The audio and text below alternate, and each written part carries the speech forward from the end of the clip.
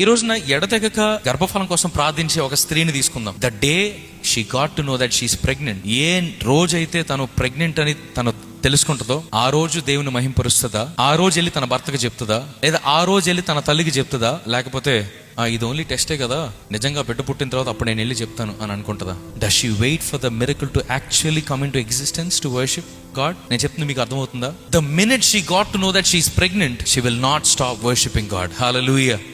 అంటే ఈ టెస్ట్ లో కనపడింది కేవలం వాగ్దానం మాత్రమే. 9 నెలల తర్వాత ఆ వాగ్దానము నెరవేర్చబడటం గమనిస్తాం. ఆ తల్లి ఆ బిడ్డను చూడదు. చూడకపోయినప్పటికీ కూడా తను ప్రతిరోజు కూడా ఇచ్చిన గర్భఫలాన్ని బట్టి దేవుని నామాన్ని మహింపరుస్తుంది. తన విశ్వాసం క్రియల రూపంలో ఎట్లా వ్యక్తపరుస్తుంది చెప్పనా? She prepares her house for the up coming baby. తన కడుపులో పెరుగుతున్న బిడ్డ కోసము ఒక రూమ్ రెడీ చేస్తుంది. తన కడుపులో పెరుగుతున్న బిడ్డ కోసము ఒక క్రెడిల్ కొంటది. తన కడుపులో పెరుగుతున్న బిడ్డ కోసము మంచి మంచి ఆహారాన్ని తినడం ప్రారంభిస్తుంది. తన కడుపులో పెరుగుతున్న బిడ్డ కోసము అన్ని ఏర్పాట్లు చేసేస్తుంది.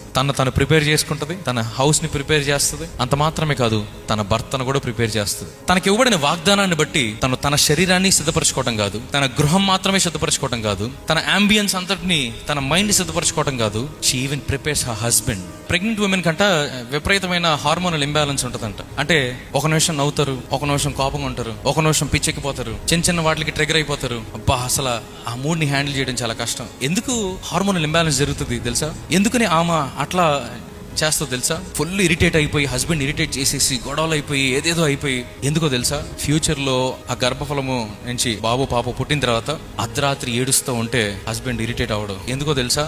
అంతకంటే ఎక్కువ ఇరిటేషన్ ఇవి చేసేస్తుంది కాబట్టి ముందే. That is preparing a father.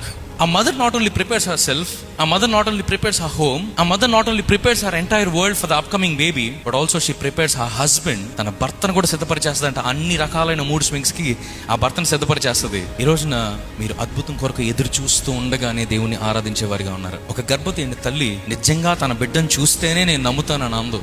నిజంగా నా బిడ్డ 9 నెలల తర్వాత ఈ లోకంలోకి వచ్చిన తర్వాత నేను దేవుని ఆరాధిస్తానని అనుకోదు. తెలిసిన వెంటనే భర్తకు చెప్తుంది, తల్లికి చెప్తుంది, తన కజిన్స్ కి చెప్తుంది. అసలు ఆ శుభవార్తను ఎంతమందితో వీలైతే అంతమందితో చెప్పేయడానికి ప్రయత్నం చేస్తుంది. చర్చ్ లో చెప్తారు, అనౌన్స్ చేస్తారు, బేబీ షవర్ పెట్టుకుంటారు, ఎంతో సంతోషంగా ఆ అకేషన్ సెలబ్రేట్ చేసుకుంటారు.